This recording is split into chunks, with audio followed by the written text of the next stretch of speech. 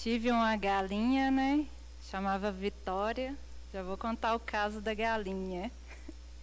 Eu ganhei ela pequenininha e aí foi criando, botava para dormir e ela dormia igual gente, na caminha deitadinha assim, ó, com travesseiro e tudo. Passava esmalte e um belo dia ela virou franguinho ensopado. E isso me chocou muito, né? Porque eu tinha toda uma relação de mãe e filha com ela. E a partir desse momento, no dia, eu, né, não vou comer mais e tal. Mas depois eu acabei voltando, né? Eu era criança e no interior, né, a minha família, o meu avô sempre criou galinha, criou coelho, criou porco.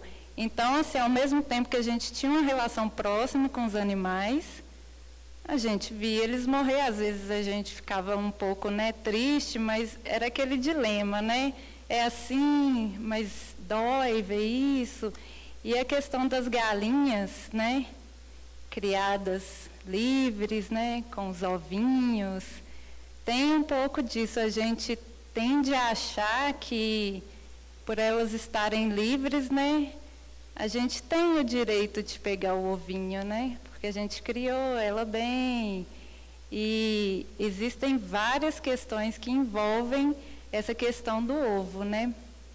Primeiro que quando a galinha ela bota o ovo, ela perde muito cálcio, né. Algumas galinhas até consomem os ovos que elas botam para recuperar esse cálcio perdido, né. E aí, quem geralmente cria essas galinhas, suplementam elas com cálcio. Então, é uma questão assim, a gente pega o que estaria nutrindo elas de volta, né? Se aquele ovo não fosse chocado, né? Não nascesse um pintinho, né? E tem outra questão também, que quando você tem, né? Porque aí você poderia falar assim, mas quando só tem galinha e não tem o galo para fecundar esse ovo, né? Então, não tem um pintinho ali, então eu posso pegar esse ovo.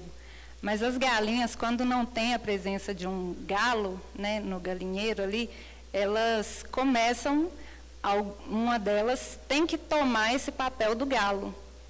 Então, é uma aberração, né? Então, uma delas assume esse papel do galo. Então, a gente está, de certa forma, colaborando com esse desequilíbrio, né? Então, é aquela questão, o ovo é da galinha, independente se é dela presa ou dela solta. É lógico que a gente está aqui num processo, né, numa transição. A gente, não é todo mundo que consegue acordar, vou sair daqui do evento vegano, 100%.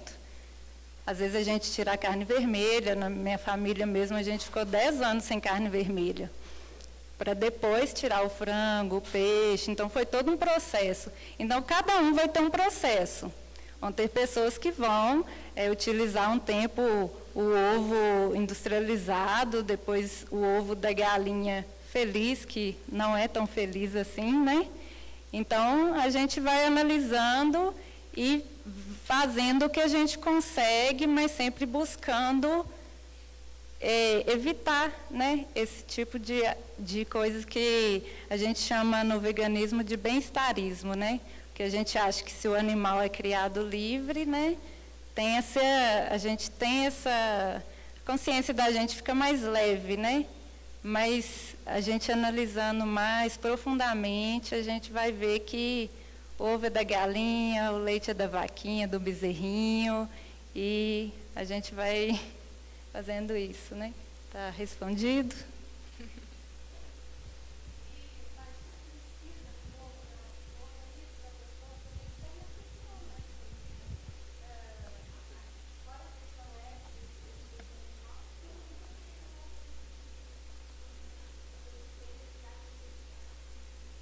Essa questão da proteína aí sempre é discutida, né? Mas a proteína do ovo, ela é totalmente substituída, né? Assim como a da carne também, não existe nenhum nutriente específico que é só do ovo, né? Então, totalmente substituível, é totalmente dispensável o consumo do ovo, né? Rafael, quando a maioria das pessoas não comem carne, como ficaria o planeta? Não haveria superpopulação dos animais? Primeiro vocês entenderam a pergunta?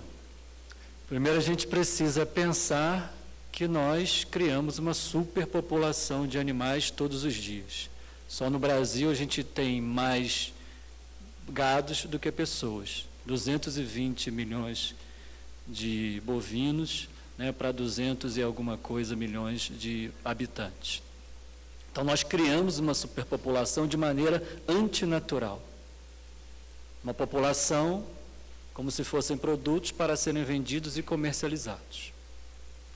Então, a partir do momento que a gente vá fazendo a transição alimentar, não consumindo mais esses animais, nós enviamos uma mensagem diretamente às indústrias, aos governos que mantêm essa estrutura econômica. E aos poucos, eles percebendo que nós estamos usando o nosso poder como cidadãos do universo para não mais participar desse tipo de questão, eles certamente vão começar a se transformar, como está acontecendo em várias partes do planeta. Então, o processo é gradativo. Gradativamente, a gente para de criar uma superprodução, a natureza volta a ter o seu equilíbrio natural de reprodução e as coisas voltarão a ser pacíficas. Eu acho que é por aí. Se alguém quiser complementar. Aline, fale sobre o tema da mediunidade, os animais, a afetação dos fluidos e dos pensamentos sobre eles. Espera aí que a coisa é longa, né? Sobre eles, a capacidade comunicativa, de acordo com a literatura espírita clássica. Fale sobre o tema da mediunidade e os animais, a afetação dos fluidos e dos pensamentos sobre eles e a capacidade comunicativa. Tá. Você tem 3 minutos. Murilo, vem cá. Pode ficar com o papelzinho para não me perder.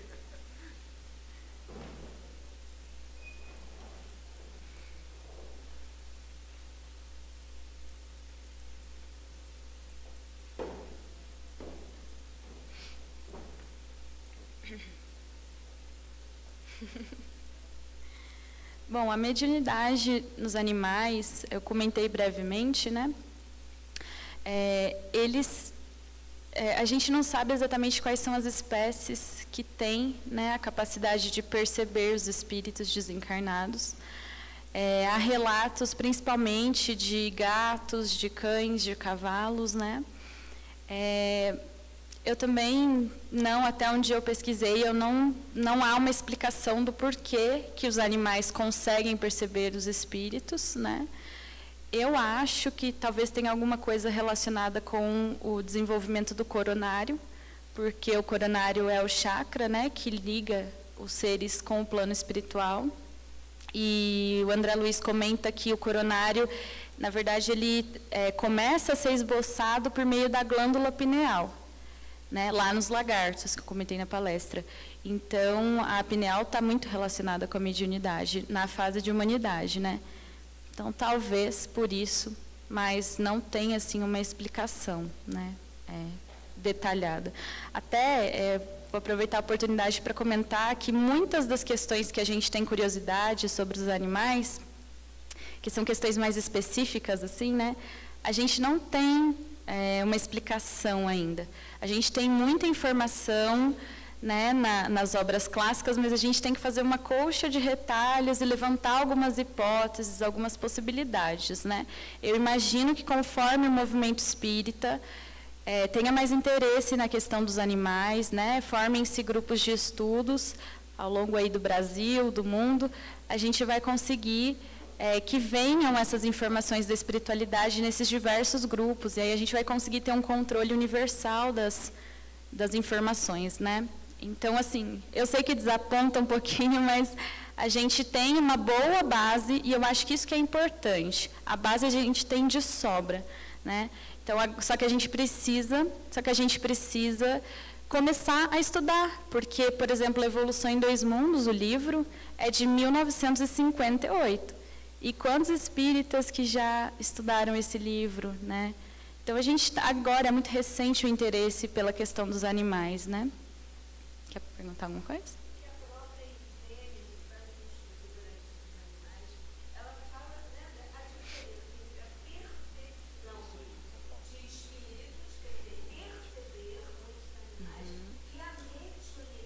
Sim, sim, sim. Entre os dois planos, esse intercâmbio, o animal não tem. Sim. Ele tem a percepção, o intercâmbio. Sim, obviamente os animais não são médiums, né? Eles não têm a capacidade de ser o intermediário entre um espírito humano desencarnado e um espírito humano encarnado, né? Eles têm a capacidade, a gente também não sabe quais espécies, né? Mas algumas, pelos relatos das obras clássicas, têm a capacidade de ver, sentir, perceber, né? Muitos animais se assustam, né?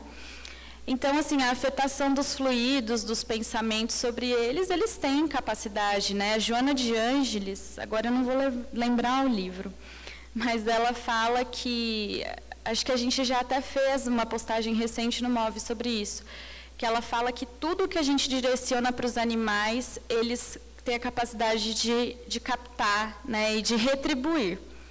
Então, isso é muito importante, né? E a capacidade comunicativa deles, é o que eu falei também lá na palestra, né? A gente sabe que eles se comunicam muito mais do que a gente pode imaginar. Não é uma comunicação como a nossa, porque a comunicação deles está relacionada com as necessidades deles, que são diferentes das nossas, né? A gente já tem toda essa complexidade psicológica, psíquica, né? Eles ainda estão mais ali como os bebezinhos, né? Pensando mais em se alimentar, em se reproduzir, em dormir, né? Os animais dormem bastante. Então, a gente também ainda não sabe, né? Eu acho que a ciência também vai avançando, e aí a gente também vai conseguindo mais informações. Só em relação à comunicação, existe um livro do Ernesto Bozano chamado Os Animais Têm Alma? É uma pergunta.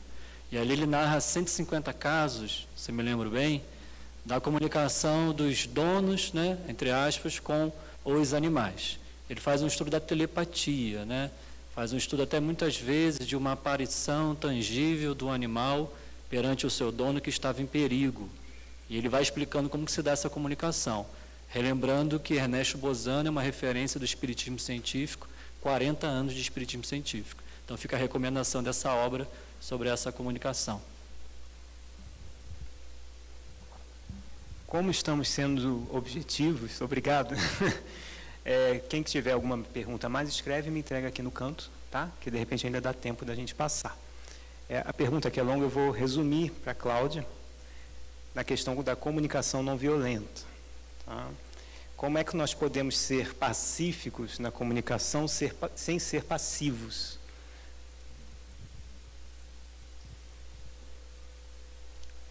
Então, a própria Joana de Ângeles fala sobre isso também. Aliás, teve alguém que me procurou e a gente foi lá na ONU. E nós relembramos essa passagem, né? A aceitação não é um movimento passivo. Eu aceito que o outro tenha o ponto de vista. Lembrando o que fala o professor Hermógenes, cada ponto de vista é tão somente um ponto. E mesmo estes pontos de vista que nós estamos hoje aqui, em 2018, 1º de dezembro, discutindo, muitos deles ainda podem ser alterados. Porque as informações nos chegaram de acordo com a nossa capacidade perceptual, nesse estágio em que também a gente está habitando enquanto humanos, né? Então, levando isso em conta, a humildade é imprescindível para uma boa comunicação. Estejamos humildes frente ao outro. E esta humildade, ela prevê presença, abertura e algo que falta muito. Percebo que falta demais em nós, escuta. O Rubem Alves, ele dizia que montamos muitos cursos de oratória e que se alguém montasse um curso de escutatória, não ia ter nenhum inscrito. Porque todo mundo quer aprender a falar veementemente, lindamente, né? E muitos sofistas que a gente também encontra ainda hoje, né? Que querem seduzir as pessoas pela palavra, pela expressão, mas na hora de ouvir um irmão, de escutar com a alma, de se abrir no momento de comunicação, o ego vai à frente. E aí o que acontece? Muitos falam lindamente, né, até gentilmente, mas podem entrar com sarcasmo, com uma ironia, entendendo-se melhor do que o outro que está ali. E sabe qual é o problema? É que muitas vezes, mesmo o ponto de vista do outro sendo diferente do meu, eu aprendo muito a partir do ponto de vista, porque é mais um ponto. Então, eu posso sim me comunicar com amorosidade, eu posso receber a informação com amorosidade e não me calar diante daquilo que eu absolutamente não concordo. E devo continuar. Então, esse movimento ativo faz parte da CNV, faz parte da comunicação não violenta, e vejam bem, é um movimento que não começa com Rosenberg, é um movimento que não começa com Carl Rogers, não é um movimento que começa sequer em Gandhi. Esse movimento vem antes de Gandhi, é tolstoiano, é de Tolstói, que leu o Evangelho de Jesus no momento de depressão, no momento que Tolstói é um escritor russo, escritor realista russo, aclamado internacionalmente, no auge da sua profissão, no auge da sua produção literária, ele foi acometido por uma depressão severa, e conta ele que ele comprou cordas, e ele pensava em se enforcar. E então, rico, marido de uma condessa, dono de uma grande propriedade, ele aprendeu com os mujiques, ele aprendeu com os camponeses o amor a Jesus, o amor à vida e a simplicidade. E ele diz, é na simplicidade que eu entendi o Evangelho. E ele passa a estudar o Evangelho, e no Evangelho, bem vivido, ele lança então um livro, O Reino Está em Vós. Esse livro foi lido por Gandhi na prisão, na África do Sul. Gandhi se encantou com o livro, falou, uau! Porque Gandhi vem da cultura do ahimsa, da não violência. Vegetariano também pela não violência. Quando ele leu O Reino Está em Vós, ele falou, lindo. Ele trocou várias cartas com Tolstói. Tolstói na Rússia, isso 1905. E então, desse diálogo amoroso, o que acontece? Gandhi institui a não violência na Índia, e sem levantar uma arma, ele retira, ele faz que haja uma retirada dos ingleses daquele país que estavam ali oprimindo os hindus de muito tempo, os indianos. Então, onde nós estamos querendo chegar? Este movimento vem de Jesus. Quando a gente fala em comunicação não violenta, basta a gente ler o Evangelho. Jesus deixou de falar a verdade em algum momento? Deixou de falar o que ele acreditava? Mas sem violência, né? Jamais Jesus foi passivo, ele foi ativo. Então, o próprio Rosenberg, no livro, ele fala que foi também a história de Jesus que o deixou muito impressionado. Percebam vocês como o Evangelho está em tudo. Respondi? Essa aqui eu vou lançar. Essa aqui eu vou lançar no ar, tá? Quem quiser pega, sim. Se os vegetais são também nossos próximos, por que podemos comê-los e não podemos comer os animais, né? Se os vegetais são nosso próximo.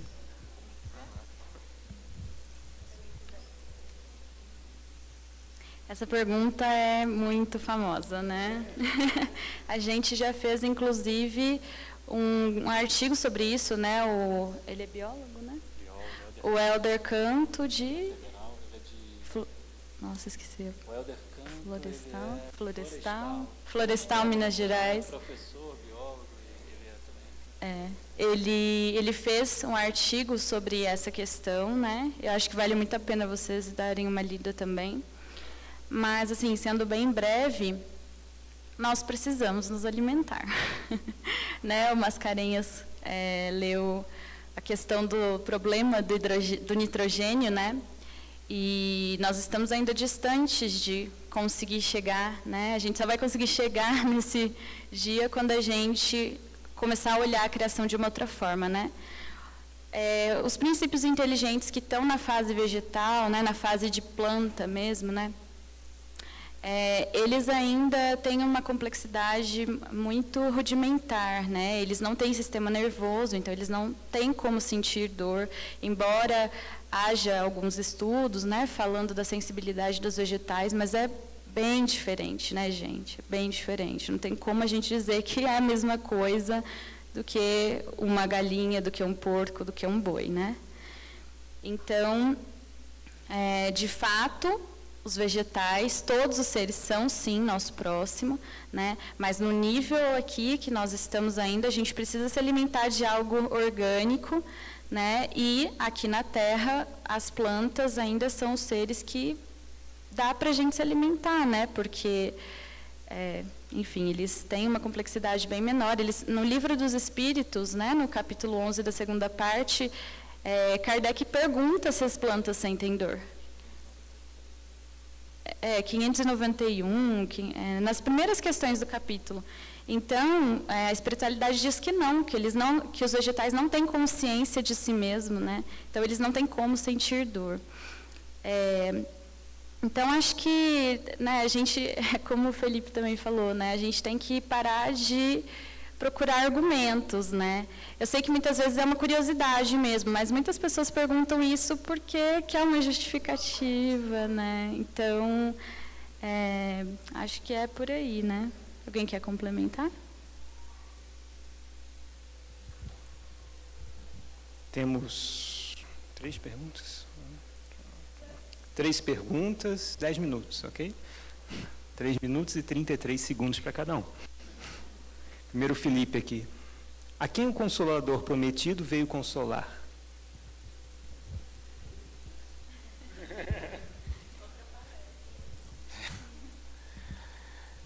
Quando Jesus faz a promessa do Consolador, ele está nas vésperas de ser sacrificado, de ser martirizado.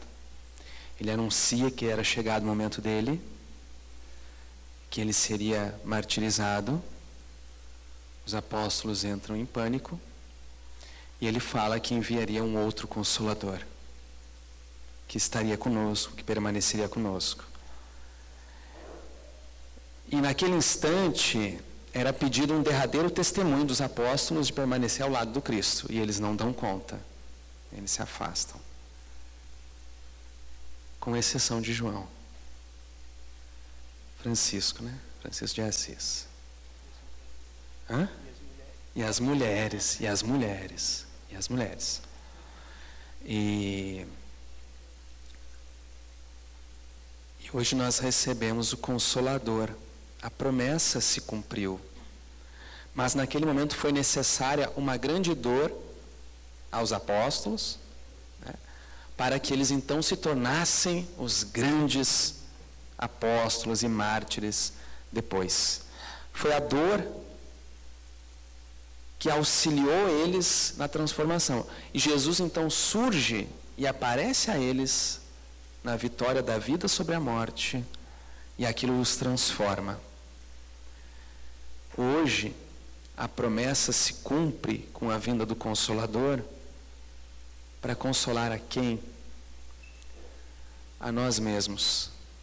Depois de largos períodos em que nós andamos afastados do Cristo, em que nós ainda caminhamos tentando nos aproximar, tentando estar próximos na hora derradeira, tentando viver na hora necessária, na hora mais necessária, estar com Ele.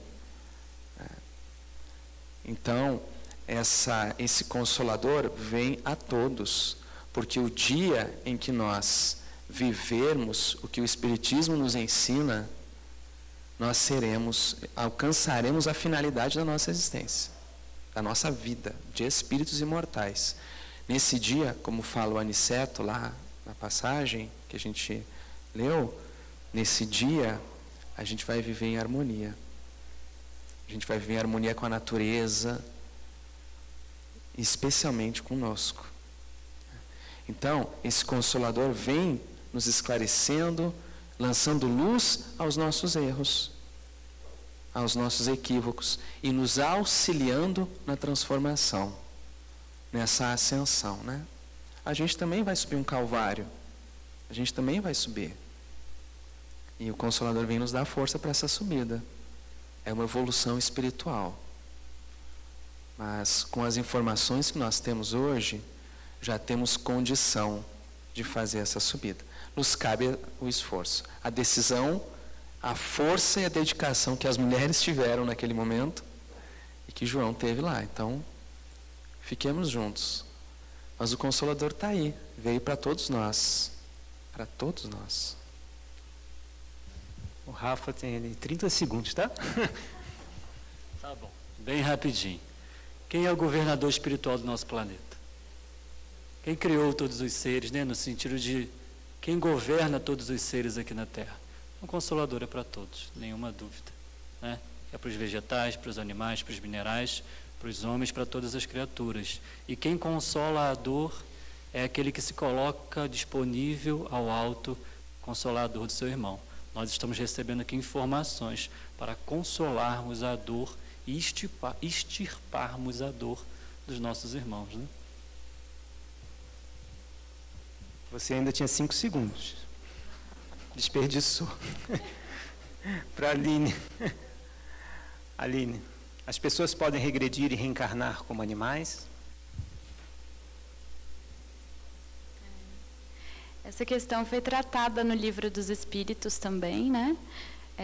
Tem, inclusive, um dos subtítulos do capítulo 11 da segunda parte é sobre a metempsicose, que era essa ideia, né, principalmente dos egípcios, de que a gente poderia reencarnar no corpo de outros seres, né, de outras espécies. E o Emmanuel comenta sobre isso no A Caminho da Luz, né? Ele fala que, na verdade, essa era uma reminiscência, né, uma intuição que os egípcios tinham da reencarnação, né? Porque eles se sentiam, de certa forma, culpados por estarem exilados aqui na Terra, né? Então, para eles, né, no nível evolutivo em que eles estavam em Capela, antes de vir para a Terra, reencarnar em corpos, né, que naquela época nossos corpos ainda eram bem mais grosseiros, né? Então, para eles também ficava essa ideia de um retrocesso, né? Mas, na verdade, não, né, pelo menos de acordo com a doutrina espírita, não é possível esse retorno, né? O ser espiritual, ele vai, conforme ele vai ascendendo evolutivamente, ele vai conquistando atributos e capacidades, né? Então, não tem como ele perder, né? Então, não tem como ele voltar, ele só vai para frente, né? 5 segundos do Rafael. Os budistas também creem na metempsicose, mas por conta da vivência do Gautama. Porque quando ele atingiu Nirvana, quando ele se iluminou sentado na árvore, ele teve uma visão de todas as encarnações dele, né? Então, Gautama se viu macaco, ele se viu estagiando em todas as formas de vida, e quando ele retorna, os sutras contam que ele fala dessas encarnações dele. Mas aí essa ordem cronológica, essa cronologia evolutiva não foi colocada dentro do budismo, por isso que a ideia entre eles ainda é de que a gente, na verdade, pode sim voltar como o animal. Pergunta final, vai ao ar também. Na medida em que os animais são nossos irmãos e muitos convivem conosco em família, os centros espíritas também não deveriam ser inclusivos a eles? Ou seja, buscar a estratégia para sessões de passe e além da proposta vegetariana. Isso todo mundo quer responder, né? Só ilustrar aqui a casa, só para ilustrar isso. Eu acho que você conheceram aqui a Hilda, A Hilda, que é a gatinha que vivia aqui na casa, a gente montou um cantinho ali para ela. Durante as palestras, às vezes, a cortina começava assim a se mexer, o pessoal falava, meu Deus, a manifestação dos espíritos. Era o gato balançando, né, brincando com a cortina. Ela ficou um tempo aqui, agora está na casa do nosso irmão Jorge, alguns conheceram ele aí hoje, Jorge, que é funcionário da casa. Seu Kardec não é o Kardec, a gente tem o Kardec genérico aqui, tá? Que tem um nome, já é um senhor de seus 80 anos, seu Allan Kardec. E ele tem uma cachorrinha que ele traz na bolsinha, né? Ele e a esposa, o Felipe conheceu. Então traz para o estudo, ela fica na bolsinha, ouve. E fica também durante as palestras e tudo mais. Né? Isso aí é só para ilustrar o que se acontece. De certa forma, é um pequenino passo para uma inclusão. Né? É claro que eu acho que deva se fazer de forma organizada, para também não tumultuar o principal também da questão da oficina da casa, do trabalho da casa, do hospital, que é a casa.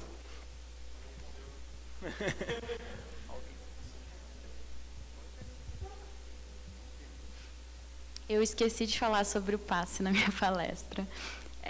O passe nos animais é recomendado em 2 obras clássicas, né?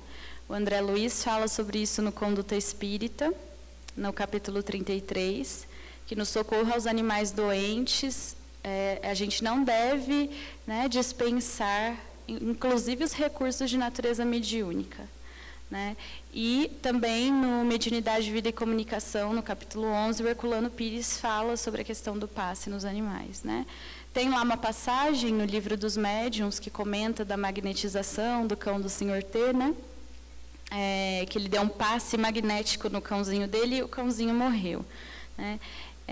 Então, na verdade, o passe que seria oferecido ao animal não seria esse, né, magnetizado, que são as energias da própria pessoa, né? Seria o passe com o auxílio da espiritualidade, seria o passe espiritual.